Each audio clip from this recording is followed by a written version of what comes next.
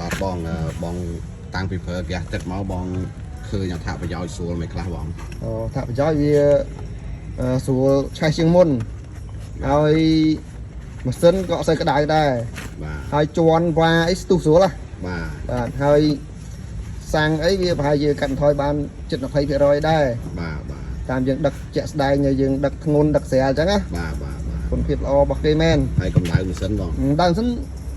ដូចតែយើងជីស្លក់ជីទាំងហើយយើងចូលទៅឈរចិត្តទៅរៀងក្តៅណា បាទ ឥឡូវវាអត់សូវក្តៅដូចមុនទេ អញ្ចឹង បាទតែសំខាន់នឹងដេយើងដាក់ឆេះហ្មងស្រួលណា ដាក់ឆលហ្មង ដាក់ឆលហ្មង យើងអូស មុនយើងអូសនឹងឡើងតិចអត់ឆេះ បាទ ដាក់ឆេះស្រួលណា ហ្នឹងហើយដោយ ស្រួ សារ លមែ វា ន បញ្ជូនអុកតានពោះ បាទហ្នឹងហើយ ធ្វើឲ្យលបាយវាសប់ឆេះ